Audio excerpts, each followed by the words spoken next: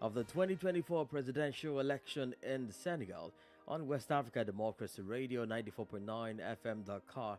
I am Imo Edet. It's been 4 hours since the commencement of voting to elect a new leader that will govern Senegal for the next 5 years. This election is crucial and described as the most contested with 19 candidates, including a woman. Today's election is Senegal's fourth democratic transfer of power since it gained independence from France in 1960. It is also the first vote without an incumbent on the ballot since term limits were introduced and there is no clear frontrunner among the 19 candidates. And well, this is to inform you, like, this coverage is also live on our partner radios on Radio Power Damango Savannah region in Ghana and Kwakate Radio 100.9 FM Bomi County and Radio Kagaman in Gata Nimba County, both in Liberia. And in the Gambia, we are live on Numi FM 94.0 North Bank region. Well, over 7 million registered citizens will vote at more than 16,000 ballot boxes to pick a successor to President Macky Sall, who has ruled for 12 years. Now, under Senegal's electoral system, a candidate needs to secure more than 50% of the vote to win and avoid a runoff. Earlier this morning, a couple of the candidates cast their votes, including outgoing President Macky Sall, at around 9:30 a.m. Well, he gave a speech after casting his ballot. Well, let's take a listen. C'est avec beaucoup d'émotion que je me retrouve ce matin à Fatick. It is with great emotion that I am here this morning, tired here at the center of the Tierno Mamadou Hall to fulfill our duty as citizens. I wish that all our comrades can go vote and go home peacefully, and it is up to us. It will be up to the Court of Appeal of Dakar to give the provisional results and the Constitutional Council to give definitive results. Les Sénégalais, espérons que ce choix sera le meilleur pour le Sénégal. Well, there you have it, President Macky Sall giving his speech shortly after his voting in his region in Fatick. Well, we will also look at Idrissa Seck, who is another candidate in this election, and he has said that he intends to turn around the fortune of the country. Let's take a listen. Mes chers compatriotes, je voudrais tout d'abord renouveler mes vœux. My dear compatriots, I would like to renew my wishes for Ramadan and a month of exceptional care for all my fellow citizens. I would also like to thank God for the opportunity I have been offered to come and fulfill my civic duty of voting. I am praying that the election will be peaceful, and at the end of this election, the next president of the Republic of Senegal will inaugurate an era of peace, stability, tranquility for Senegal, an era of increased security for Senegalese and their property, a more prosperous era, a time of massive employment for our youth, and a less expensive life for the parents. I pray for all Senegal to win this election. Thank you. Moins chère, moins coûteuse pour les pères de famille. Je prie pour tous que le Sénégal sorte victorieux de cette élection. Merci. Well, Idrissa Seck is the leader of RONI and one of the 19 candidates in today's poll, fulfilling the civic duty by voting in the Chess region. Well, like you heard there, he has expressed his wishes for an exceptional month of Ramadan and Lent and prayed for peaceful election. Well, since the opening of the polls in Dakar, the Senegalese capital, WADR went to polling booths to observe the voting process. As we reported in our first election broadcast, the centers opened on time with a remarkable turnout rate, characterized by the presence of aged persons, women, youth, and even the disabled. Here are some of them speaking about their expectations. My name is Joe. It was very fast, not difficult. So I'm happy to do the civic act. All right. Compared to the last year, this year the campaign was very short, but we have seen all the program of the candidate, and we think that everything is going to be all right. So my expectation for the next president is do the right thing for all the people, and everything going to be okay. My name is Idrissa Sane. It's very good. There are no many people in my office, and I haven't to do any much time. It's very quickly good. The next president, I wish he solve problems of people. My name is Ahna Bosse. I'm very satisfied. Yes, I think the process is going very well, and I think at least we can have a good president to lead the country on the good voice. Yes, I just want a good president who have moral values. My name is Wilfried Segla, and I think the process is good. So we hope that everything will go very well. No delay. No. Every person has his time in the delay, so no problem about it. Senegalese people are mature people, so we hope that there will not be violence, everything will be okay. My name is Carl John Kujina. I feel good. It's my first time, but so I feel good. I'm voting for my favorite candidate, so I feel good. Like, just so simple. Whether you have the electorate speaking on the expectations, and good to hear a first-time voter, and I'm sure we'll be having a lot of them, with the excitement going out to cast their vote this morning. Well, let's come back to the studio here and bring on board our special guest this morning. Well, you may have heard our voice on Weekly Top News a couple of weeks back as a build-up to this election. Please welcome Madam Chaba Kamara C.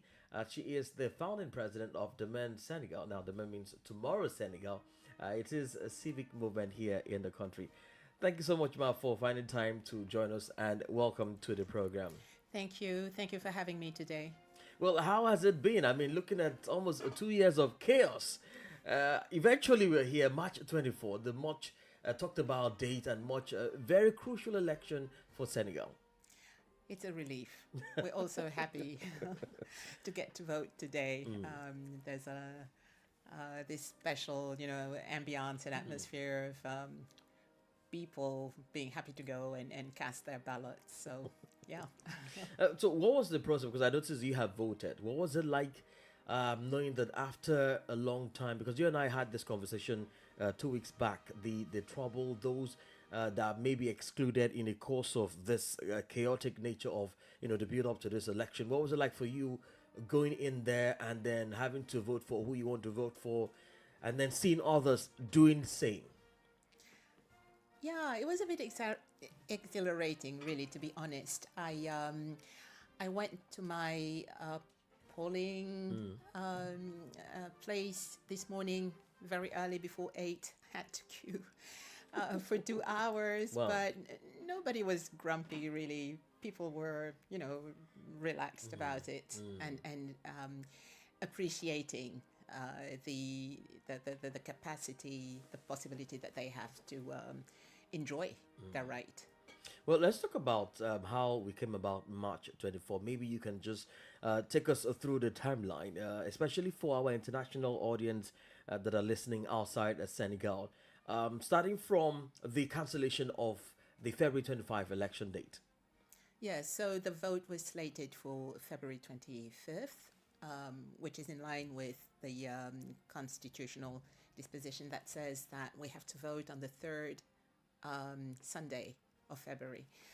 And 10 hours before the opening of the campaign, the president made an announcement saying that the process was cancelled until, he didn't give any new date, and that threw the country into chaos. We did not understand, and the reason that was put forward for cancelling the election seemed really flimsy.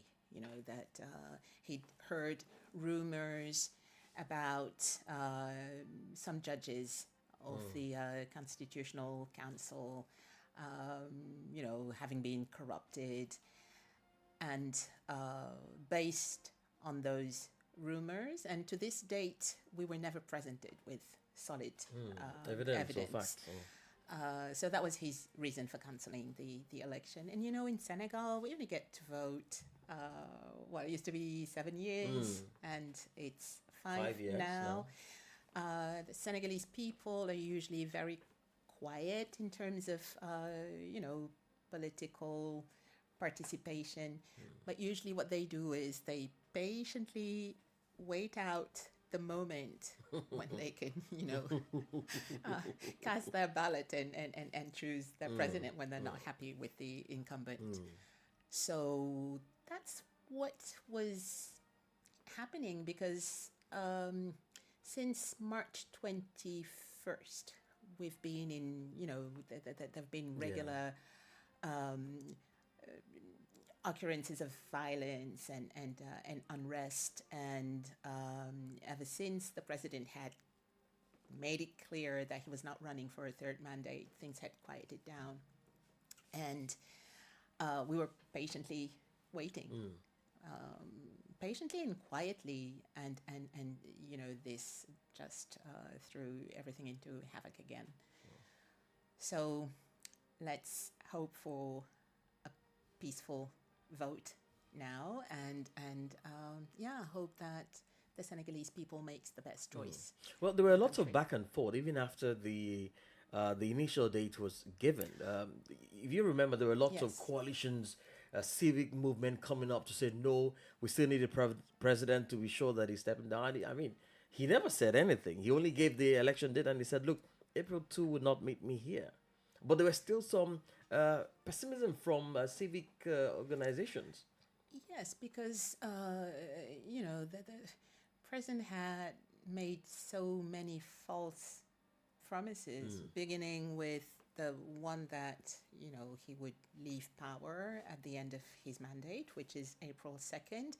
And all of a sudden, here he is claiming, an alleged corruption and asking for the election to be postponed until December 2024, and we're like, that's a mandate extension. So the civil society really stepped up very firmly, and it was a definite no. So yes, this has been. So you know what, you would say that they played a major role in influencing whatever we're going through, whatever we're seeing now. Yes, yes, and this was this will not fly. Was that at any point that the civic movement were worried, looking at the fact that we've recently had the coup, Niger, Mali, Burkina Faso, Guinea, and the democracy in the region, became shaky. Was there that fear that this may spiral into that? Of course there was. We were all, concerned that even in terms of security, I mean, terrorism is strife in the region, and this is not a good time to make ourselves vulnerable. And we were also, concerned about the army deciding to step up and bring back order. So, hopefully that didn't happen. Our army is known for its respect for our Republican values. And also, I would really, really want to take the opportunity to pay homage to our judiciary system. Because if it had not been for the Constitutional Council and the Supreme Court, we would still be, struggling to defend our civil rights. So it's a big thank you, and also a big kudos to the Senegalese people. Indeed. Well, if you look at this year's election and the previous election, the two previous elections, what makes this March 24th stand out of all of them? You should see the polling places. I mean, I had to queue for 2 full hours. Everybody, I saw images from Paris, with the diaspora going to vote. I mean, the queues are so long. I think that people have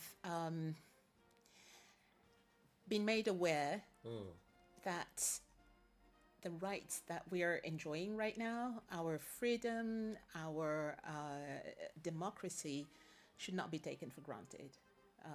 We've had to fight for them. And this is a first in the history of the country that an incumbent president tries to stage a civil coup, because that's what it is equivalent to. So I think that that was like an electric shock that prompted us all to get up and go vote.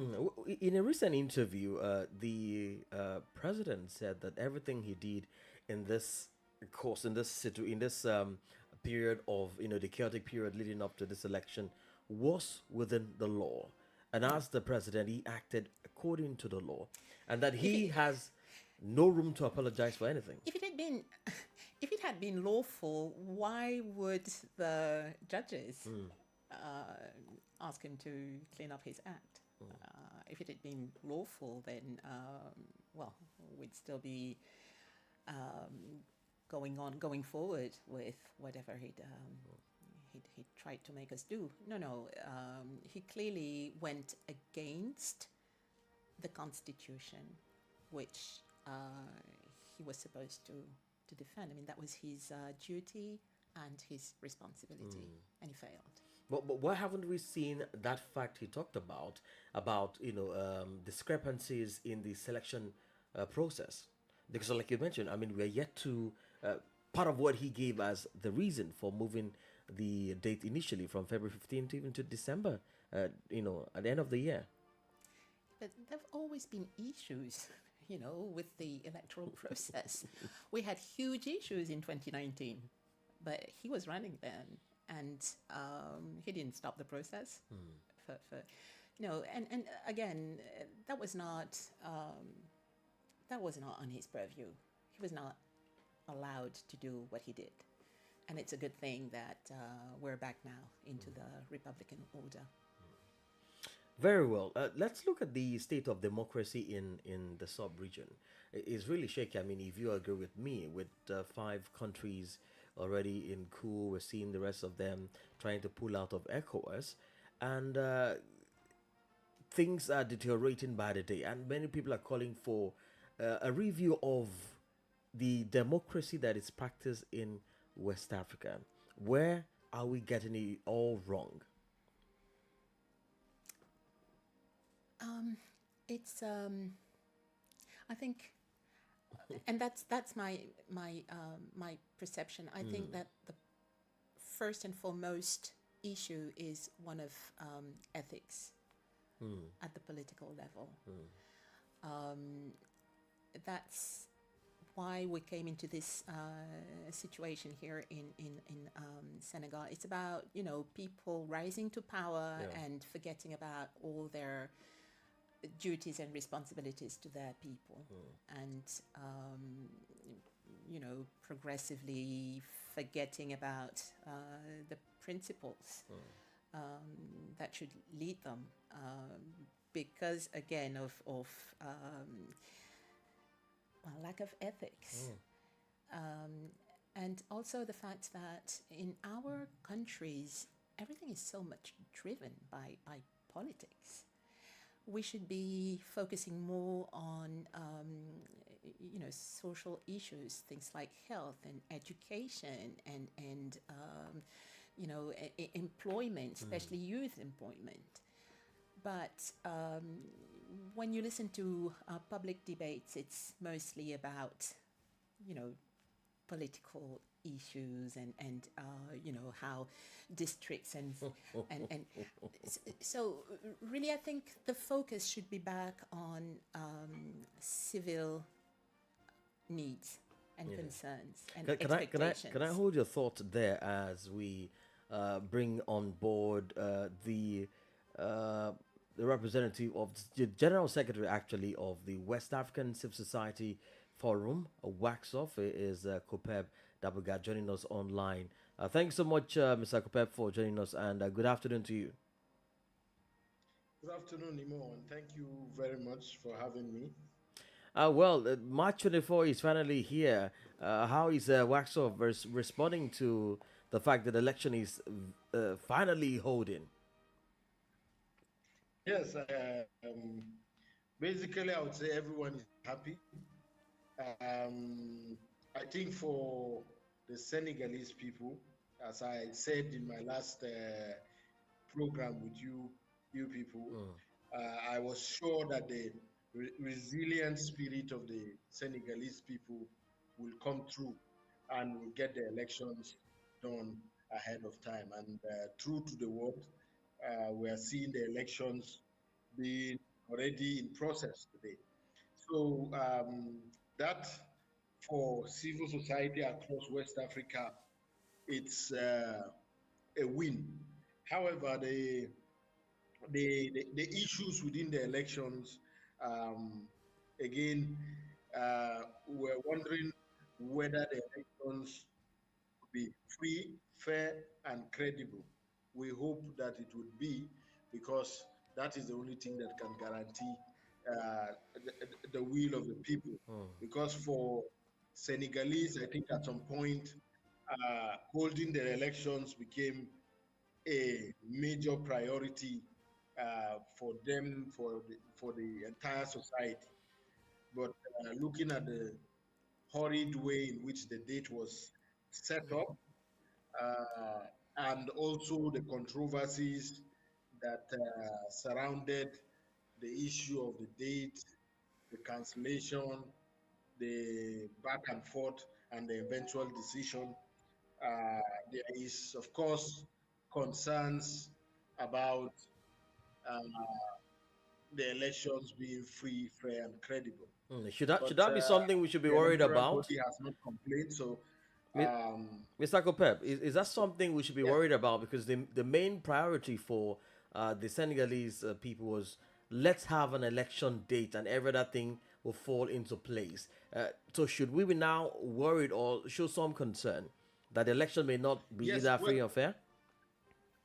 Yes, well, I'm saying that because the date was fixed in a hurry, perhaps the electoral body might have had certain plans that it had made over a long time, and these were derailed because of the cancellation and all that.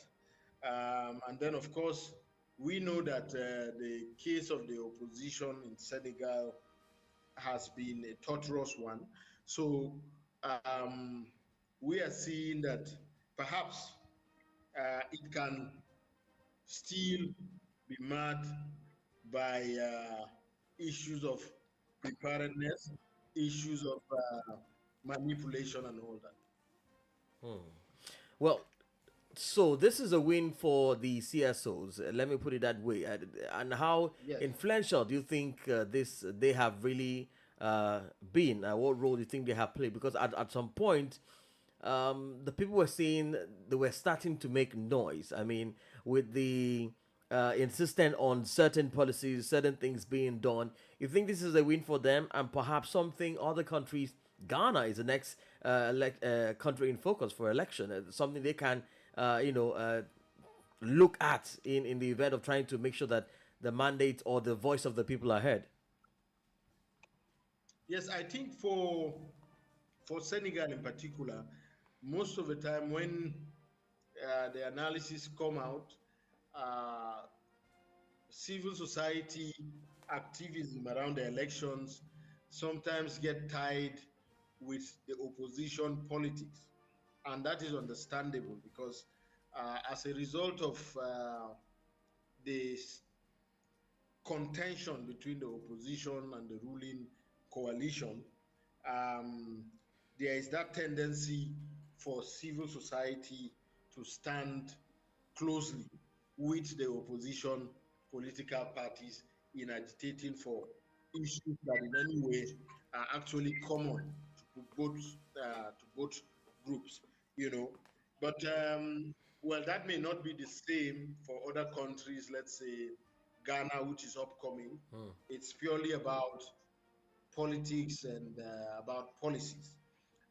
But for this one, the fact that the ruling coalition is complicit in, first of all, attempting to run for the third term, and when that failed, attempting to shift the goalpost for the elections by canceling the date, rescheduling the election, and eventually agreeing on a date, which is today. That alone has placed the Senegalese people on that part of urgency, meaning that they just want to see the elections carried out. They don't want any other thing. Their urgent need to have elections, you know. Okay, well, I do have Madam C here in the studio. She is with the Domaine Senegal. That's Tomorrow Senegal Civic Movement. Madam, let me come to you. I mean, you've heard Mr. Kopeb's statement. The sense of urgency. Let's have an election date. An election must hold. Not really looking at every other thing that may concern the elections, particularly if there were plans that had been made earlier before the shift of the election date. Yes, well, it was important for us to win this this day, and I'm really amazed and very happy about the way the whole civil society merged together. You know, we're a member of Aar Sunu Election, which is a Wolof term to say let's protect our election. And it really became a matter of principle. We have a constitution that has set a rule for our election, and nobody's going to change that. For us, it was paramount that we be able to vote today. And what I like about that is the fact that all the opposition leaders were agreeable with the reduction of the duration of the campaign. They should have had 21 days, and they had to do with 2 weeks, but they were happy with that. Now we do have concerns about, you know, the way the and that should be part of the concern. I mean, from 2 weeks to less than 15 days, was that really enough for them to sell their mandate to the people? Yeah. They thought it was, because it was more, I mean, the principle was more important than the time they had to run their campaign, and we should thank them for that, for their flexibility, because if they had not agreed, then this would not have been possible. But then we had a coalition that included, you know, civil society organizations, unions, NGOs, political parties, and we were all focused on attaining the same goal, which is what we're doing today. Now, well, what's at stake now is, you know, having reliable and fair results. So hopefully the administration will behave and and guarantee that. But yeah. Well, we're keeping our fingers crossed on that. Mr. Cooper, before we let you go, sir, let's talk about this instance which we are seeing in Guinea. Guinea was supposed to end its transition this year, and we're hearing that they may move it to 2025 as it is. And there has been stiff restriction in terms of voices from the civic movement. How is this really going to affect the transition when the civic space is being shrinked? Well, I think we can quickly begin to expand that analysis just from Guinea alone, but expanding it to link up with what happened some months back in Mali, Burkina Faso, and Niger, owing to their pulling out. Perhaps this is another spillover effect of these countries pulling out from ECOWAS. However, it is worrisome in itself to see governments, shrinking, taking measures to shrink the civic space. I mean, most especially where Guinea had agreed to a transition program in which ECOWAS was closely supporting it. So far, I haven't seen any real technical issues that were raised in the complaint of saying it may be shifted. So it may just be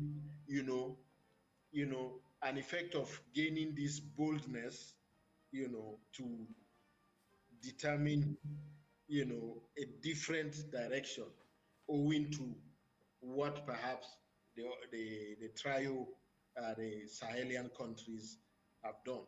So for civil society, we are worried because this is again part of the deconstruction of democratic structures and democratic cultures across the West African region, which has been, an upward trend throughout the last, I would say, 12 years, since the coup by Captain Sanogo in Mali in 2012.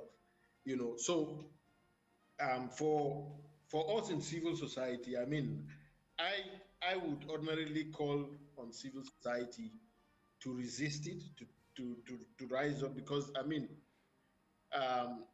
these developments are it's not just about civil society, but it's a whole society being gagged. You can't express yourself very well. You can't, your aspirations cannot be captured in policy. I mean, such developments are developments, and now in West Africa, we should have long ago already outlived. Indeed. Well, thank you so much, Mr. Kopep, for joining us there. Well, we'll be coming to you in the course of our broadcast for today, so please, we'll call on you again. Thank you so much, Mr. Kopep. Okay, thank you so much. Yeah. Well, we still have Madam C here in the studio. Well, let me quickly ask you, Ma, how inclusive, if I do have to question, but before I ask you the inclusivity of this election, we have one woman out of the 19 candidates. Yes. And for the first time, I mean, as much as the candidates are, just one woman. Is it that the women folks are not supporting other women to come out? This is not the first time we have a woman candidate, though. I mean, just one in this year. Yes, we had two, and we later found out that one of them had quote unquote cheated with her nationalities, so she got removed from the list, which is a shame, really. It would have been a good thing for the country to have more women running, and I hope to see more of that happening in the future.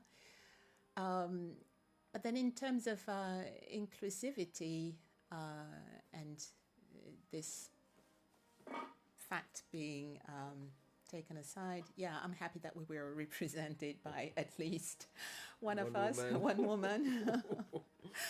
And this is among the things that will have to change if we want to make sure that in the future all the interests and concerns of the Senegalese citizens are taken into consideration.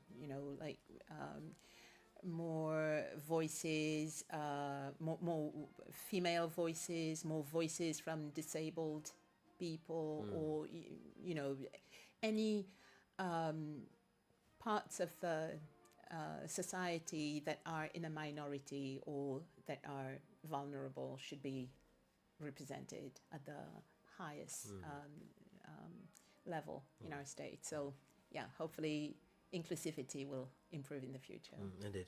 Well, as we follow the elections here, another presidential candidate, Ali Mamadou Jah, cast his ballot minutes ago.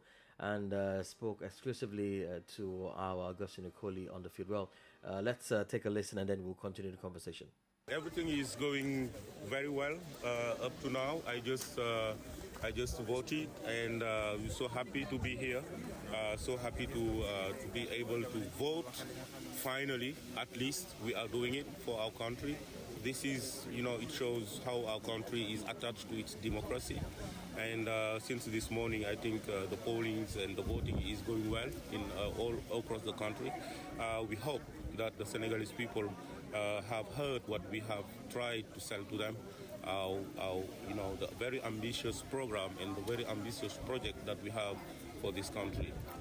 Basically, this country, the project that we have been selling the Senegalese people is about, putting people at the center of development. Because we believe that without putting people in the center of development, we are wasting time, we are wasting resources. And my ambition is to put people, put the people in the center of whatever we do. So that project is about helping youth. You know that youth employment is a big problem in our country. Our youth are taking boats, and are trying to run away from our country, and that is really heartbreaking. We want to stop that. And my ambition is to make sure all the Senegalese youth has fully that potential that we have, that demographic dividend that our country has. We tap into it fully so that at least we can make our country a better country. Our Salih Mamadou Jah, you heard him there telling us he calls his plan ambitious plan, and let's hope that really works out. Well, we were talking about inclusivity of the election and the fact that we have one woman there to represent the women folks. Over the years, they have been concerned that women don't support women. But they are ready to campaign for the men. They are ready to, get paid and mobilize, the crowd for the men. But very rare in the case of a woman. Why is that so? As a man, I've been wondering, why is that so? Yeah, it's not that women are not supporting other women. It's about, breaking the ceiling, the glass ceiling, because what is happening in politics is what's happening elsewhere in the rest of society and organizations. It's usually women doing the hard work and not being represented, in places where decisions are made.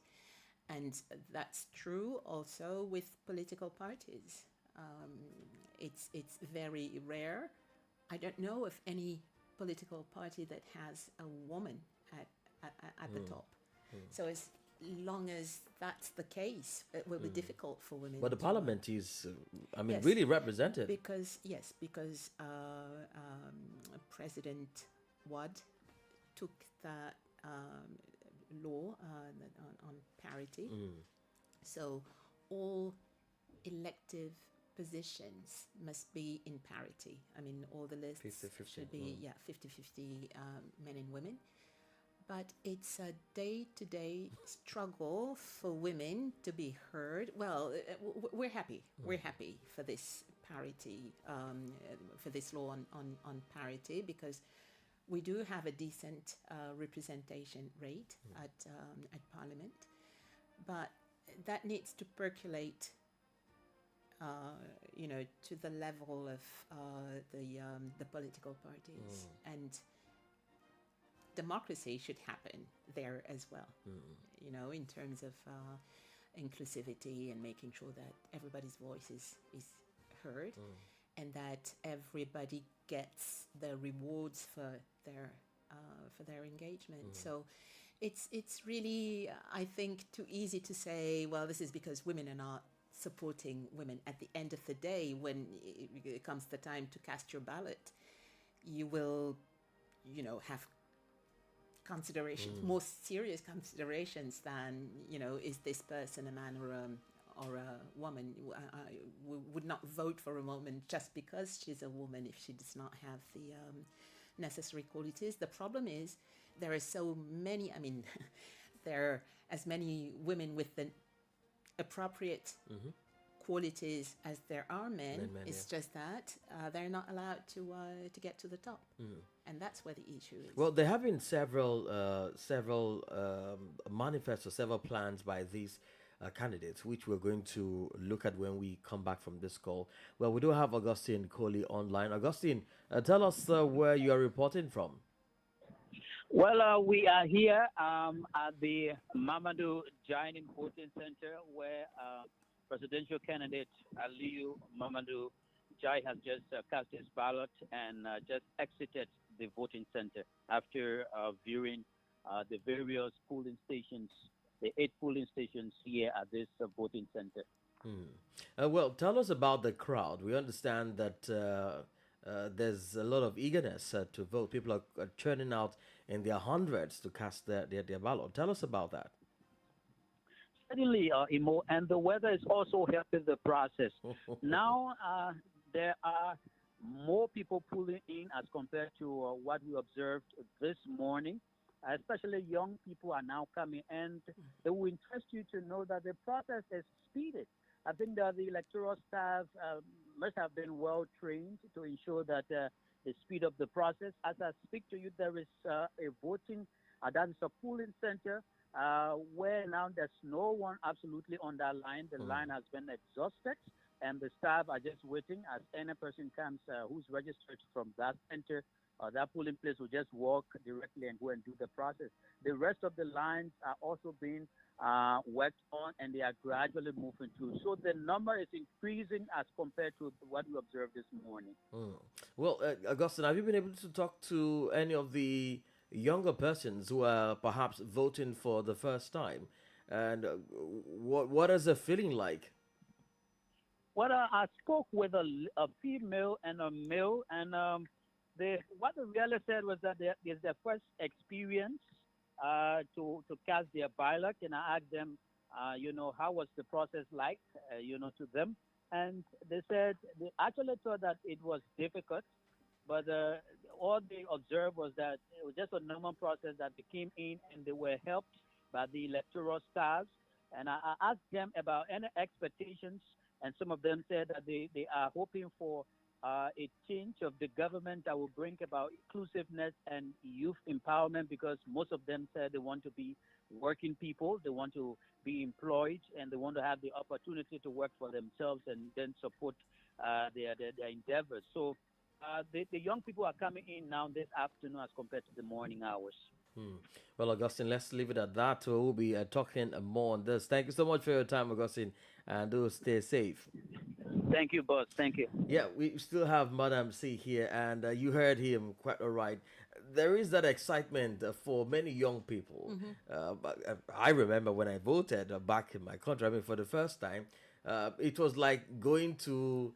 I just can't describe the excitement. Are they feeling the same way? Like a rite of passage? Exactly. Yes, and when you look at the demographics, this country is primarily, it's a very young country, and it's only fair that they should have a right to decide about who is going to run the country and who is going to take care of their concerns and make sure that they can get to work and support their families. So, yeah, I get, and they were very, very much engaged during the entire process. They were very vocal, very active, and I think that it's only fair.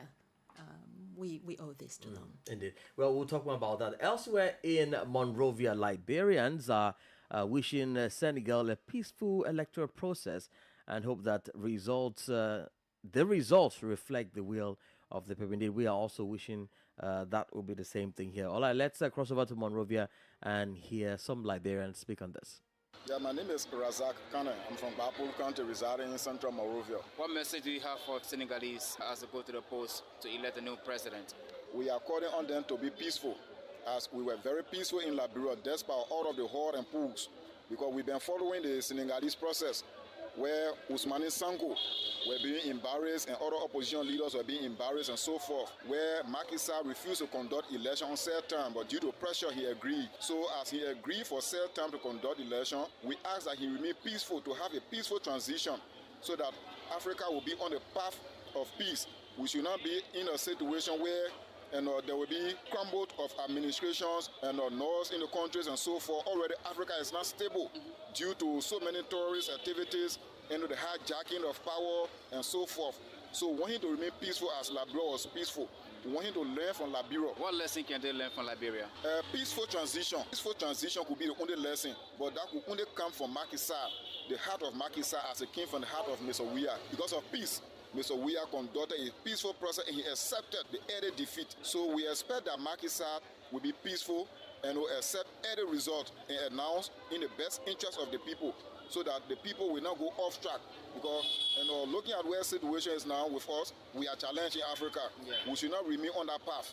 So having a peaceful transition in Senegal, then I think that would be the lesson being learned from Liberia. Because all around in recent days, people expected Mr. Weah to not have been peaceful. But it was surprising that when he accepted that, he said, I have considered defeat and I accept the result. So we accept transition to be very peaceful, that Macky Sall should be set in history.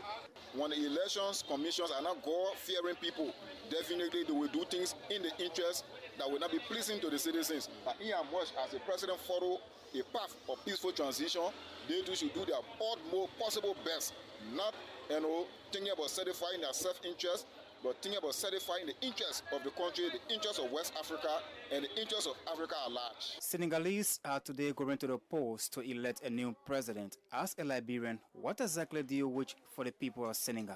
My expectation for them is I wish them well in the election. I ask them to be peaceful and be kind. They should stay away from violence. They should see the Liberian election as an example for them to set a good and transparent election, peaceful. In terms of advice, what message do you have for the electoral body in Senegal? Election Commission, I ask them to be transparent. They should be someone credible. Whosoever that will win the election should be given the post. They should be given the opportunity. There should be no cheating in the election. When there's a conflict in Senegal, it will also affect Liberians as a whole. And even the neighboring countries around it will affect every one of us, because Senegal is one of the countries that cannot really come from. When there is no peace and war there, we all will get affected from them. Whoever wins should be given the opportunity to serve. There should be no violence, that I pray for, because the whole world now is in turmoil. So no one can easily come to your rescue if you are in trouble. I hope and pray that both the opposition and the government should embrace each other and should see the country Senegal first before anyone's interest. That's what I pray for. The Elections Commission has a greater responsibility in the line.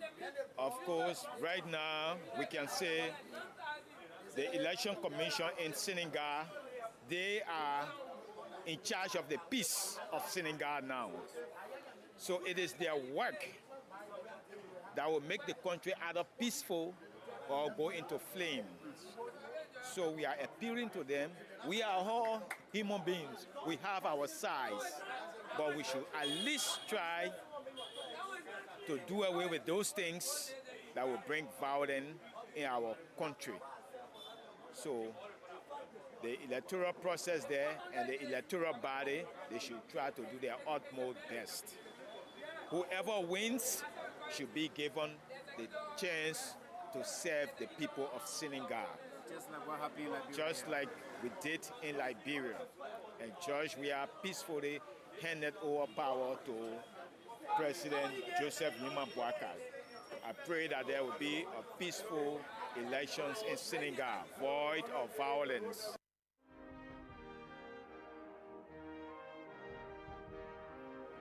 All right, there you have it. Voices of Liberians there in Monrovia, wishing the Senegalese people a peaceful election. I mean, Madam C, you've heard that.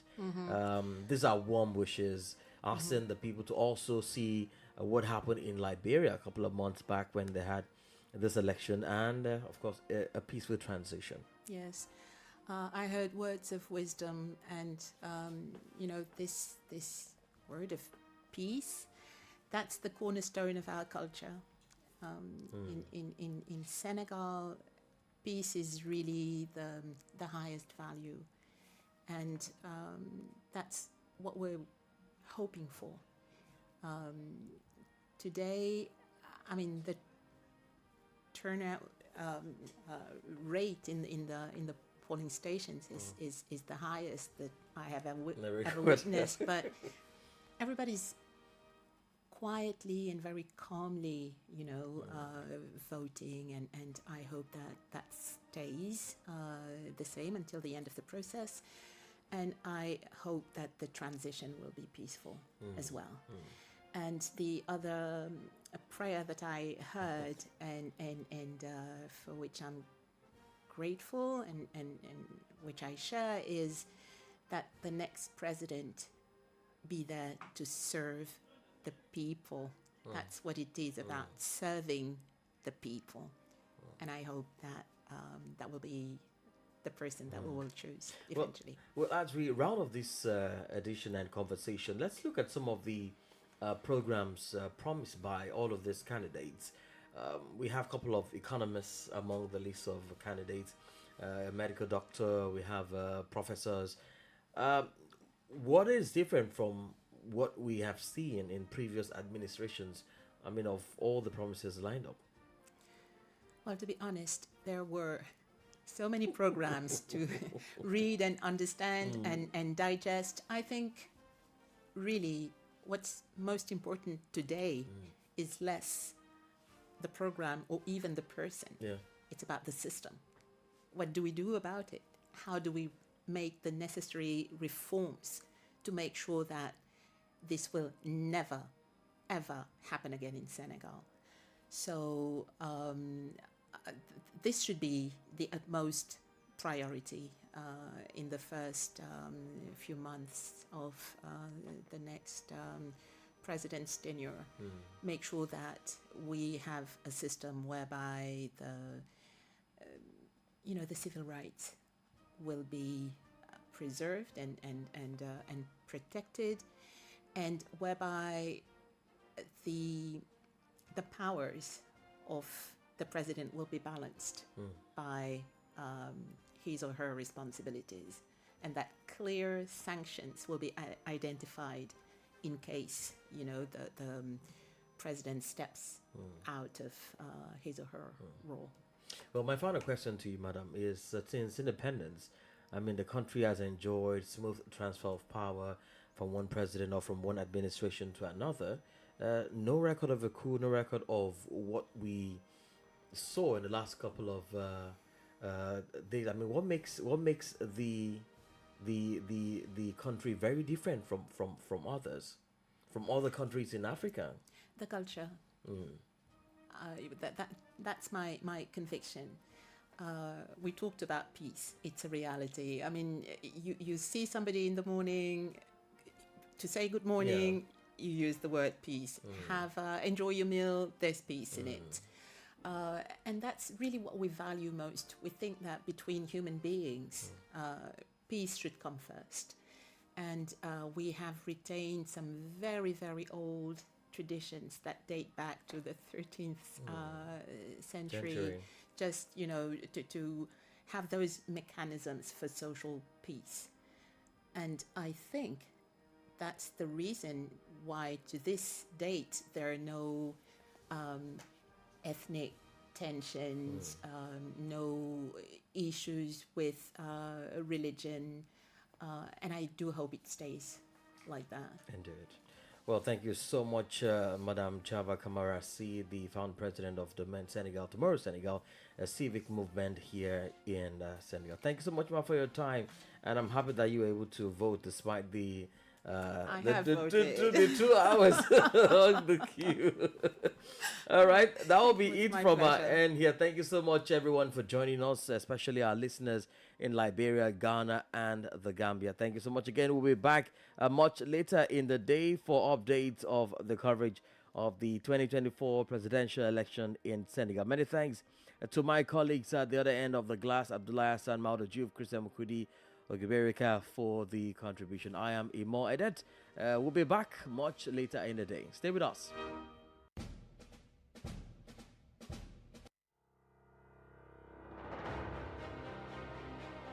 You just listened to the live coverage of the presidential election in Senegal. Please stay tuned for the next edition.